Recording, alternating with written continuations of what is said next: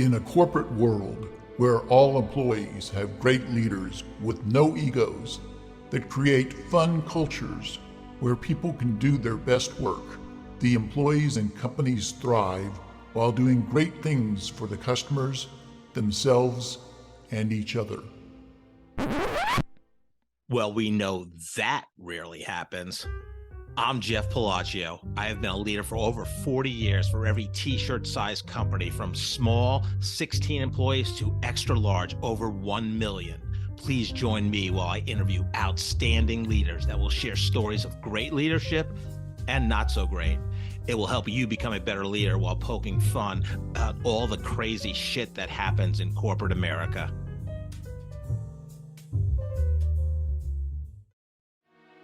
In today's hiring world, finding top-tier talent can be extremely difficult.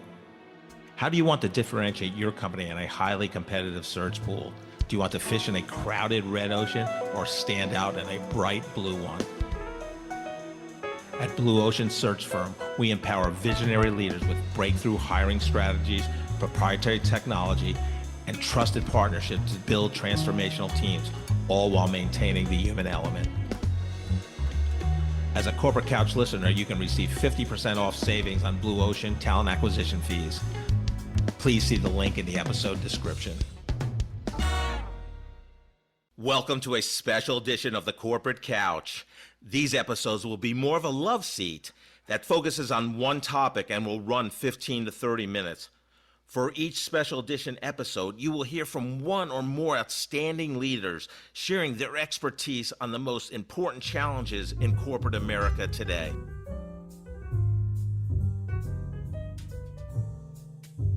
Welcome to another special edition of the Corporate Couch. Very excited about our new series with Blue Ocean Search Firm. We're going to talk about one of the things near and dear to my heart twice a month. That's recruiting a great talent. So I'd like to welcome John Mercurio, the CEO, and Jourdan Mercurio-Lewis, the COO. So welcome, guys. Thanks for having us, Jeff. Yeah, thank you. Yeah, no, it's going to be fun. John, you and I met during the pandemic. We both said, let's go outside when things opened up, and we met in Lee Summit at 3rd Street Social, and we formed a friendship, and very excited about your new company, Blue Ocean Search Firm. And start with why. Why did you get out of the kind of the corporate gig and get into your own company? It's a great question, an easy one to answer, Jeff. And I will tell you that meeting you over COVID was certainly one of the highlights of that window of time. So glad that we've continued this relationship, and thank you for having us today. 1990, I was given an opportunity by someone to pursue a career in medical device sales with a very large ophthalmic company. And on paper, Jeff, I was not the candidate that they would have ever, I would have never got past the gatekeeper. If I would have passed my resume on to people who would review those resumes and decide who moves on, it would not have been me. And because of a relationship that I had formed with someone, they took a chance on me. And so from that day forward, I, number one, have always been grateful for that opportunity. And number two, it just made me look at, over the years when I've had an opportunity to consider candidates, is what's in black and white always the answer to the question? And I think many times it is not. Of course, there's many times where folks who are have all the necessary skills and they can put it on paper and it's easily identifiable, then yes. But I've watched candidates who were really the best choice for an opportunity lose a job for certain things that they didn't bring to the table on paper. And I think it's a big miss. So 20 years ago, I really had a passion to get into recruiting and just never made the leap because I had a young family and couldn't do it.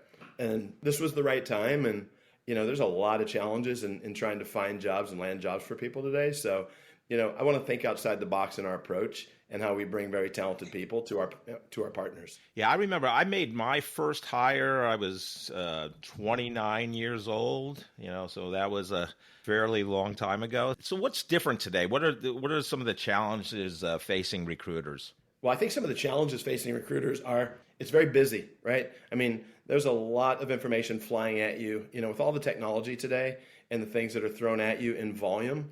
It's incredibly different than it was back when you and I were either looking at resumes or applying for jobs on our own. With all the different tech stacks and things that can be really advantageous, they can also be a real challenge. And so, it's difficult to spend your time and weed through all that to get to the right candidate. And I think, there's resources today that can really help weed out those that you don't need to see and move on to the more talented candidates. I think the other challenge that folks have is most of what recruiters look at and go through is inbound, right? It's people who are looking for jobs, not those who are super talented somewhere else who aren't looking for a job. And how do you go find those people? And I think that's one of the keys to building a real team, regardless of what space you're in, whether it's sales, whether it's, product management, it doesn't really matter. You want to find those who are the right fit, whether they're looking at that time or not. Yeah, it's so interesting.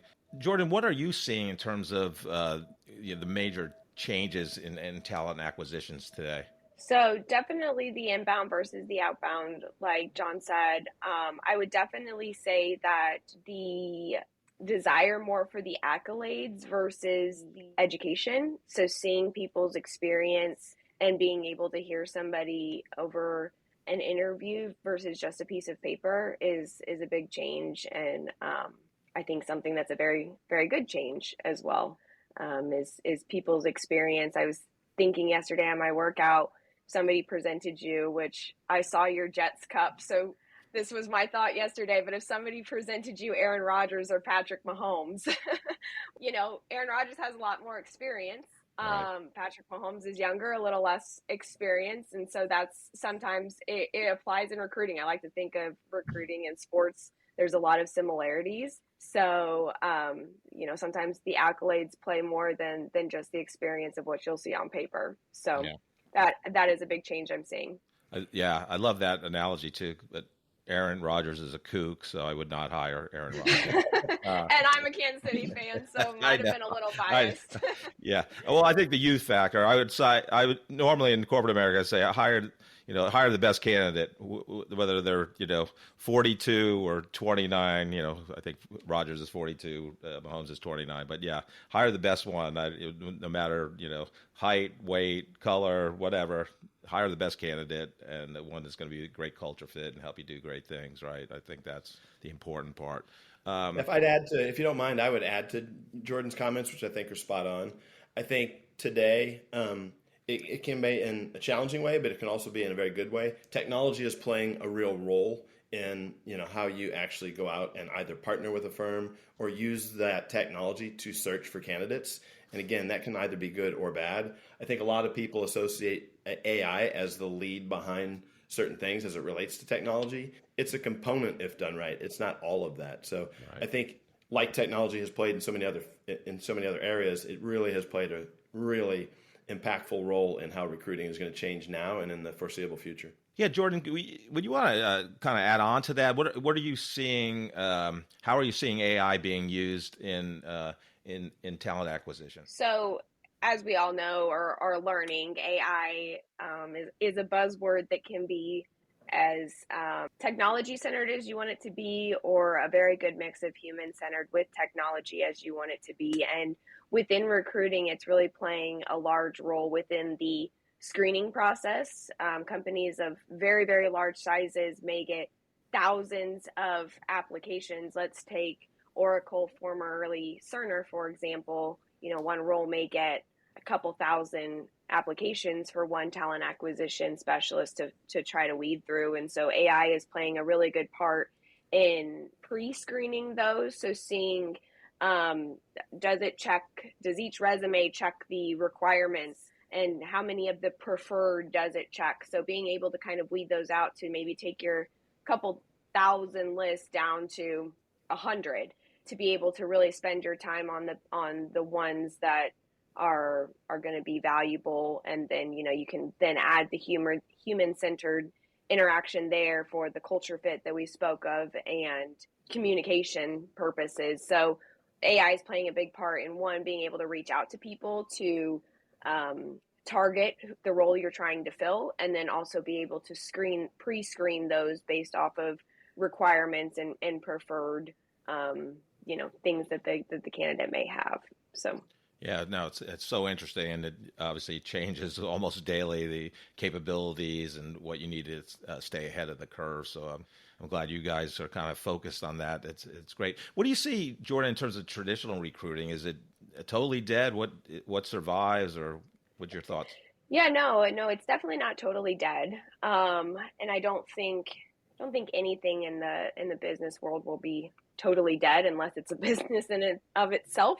But it is definitely not as prominent just based on efficiency. We fill a lot of sales roles, and so whenever you don't have a salesperson within the field, you're missing out on revenue.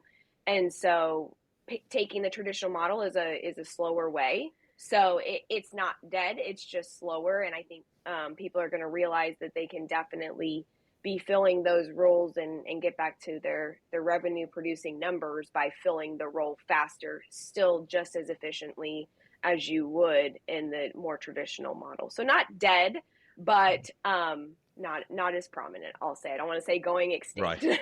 but Yeah. And Jeff, again, if you don't mind, I would add to that. I think while we talk a lot about technologies, the relational, the human element component is still a key factor because, we're not robots. And again, regardless of what's on paper or what you use technology to find candidates, you really have to have that first and second level conversation to better understand who a person is, how they fit culturally within an organization. And if you just use technology, you're not going to bring that component to the table. And I think that's where, combining both technology and that human element feel, it will always be necessary. And to Jourdan's point, the traditional will never be gone. You always have to have that as part of, how you're positioning and what you're doing and your outreach and putting the right person in the right seat. My experience with HR, internal HR recruiters, talent acquisition specialists, the challenge they have, they're so busy with all the corporate minutia that they have to do day to day. What I love about using external partners like Blue Ocean search firm is that you're relationship builders at the end of the day, because it's ABR, always be recruiting. When I was a hiring manager, I would always be looking for talent by building relationships outside of the company I work with. And that's what you guys, I know, John, you've had a long career in it, especially in animal health. So you're always meeting people that you can recommend in the future or rely on to say, hey, I'm looking for, a digital marketing director for this company. Who do you know? And that helps because it's like you said earlier, you're not looking at people, the job seekers that just got riffed from a company. Not that they're not great people. It's just you want to get the best person, and the best person may not even be looking for a job. So, but that's the hidden talent, and I love how you combine the human element with the kind of the AI component, that automation element. As an example of what you just said, Jeff, we have recently placed a couple people or recommended a couple people because they were right for the job. And we didn't have an agreement with the firm that asked the question, but we passed on the right people because it was the right thing to do. And there was no fee exchange. There was no, exchanging of money, none of that. Hey, let's get under contract. It was the right thing in the moment to pass these individuals on at that time. And that's where that relational kind of thing, it'll pay it forward, right? Yeah. It'll be a pay it forward situation. Yeah, I think that company told you there will be no money exchange, but on your deathbed you'll receive total consciousness. So that was nice. You got that going for you. Yeah. Exactly.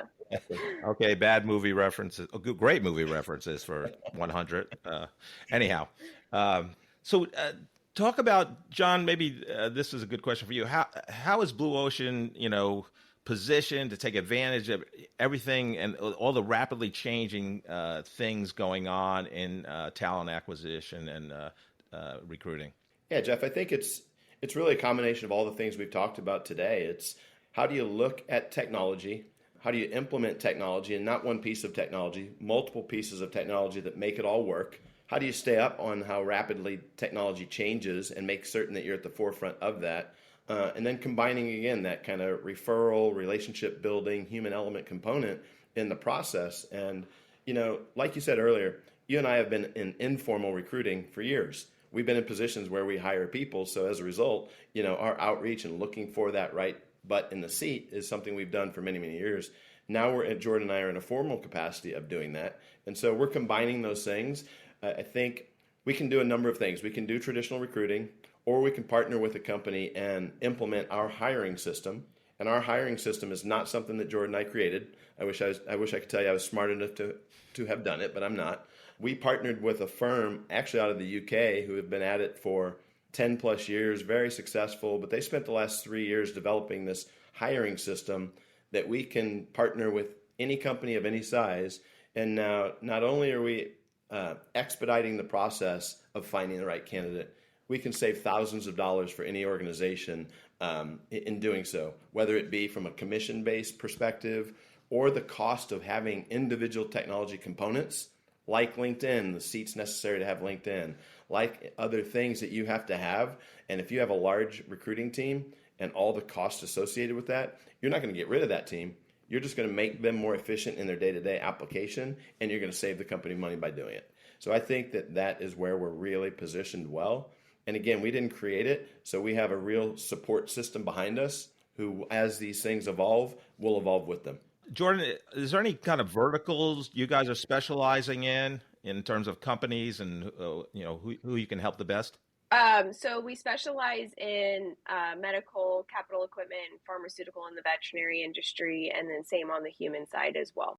That was a very conscious decision. We did not want to be this, hey, let's do everything for everybody, because I don't think you do it well when you take that approach. I spent my first 20 years in human health and the last 17 in animal health. Absolutely fell in love with animal health. And when I was in human health, I hate to say it, but we saw the animal health veterinary space as kind of the minor leagues of sales and sales management.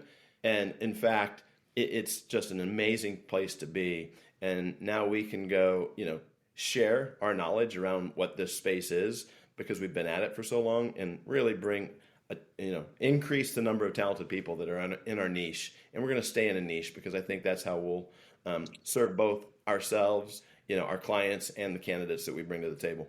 Yeah, I know. I just know from my 11 plus years in the animal health space, it's a very caring industry. They care about the animals. The people care about each other, the customers. It's fantastic industry. And as you know, I had a great experience in it. So, yeah. So thank you both. How could people get a hold of you or get more information about your hiring system?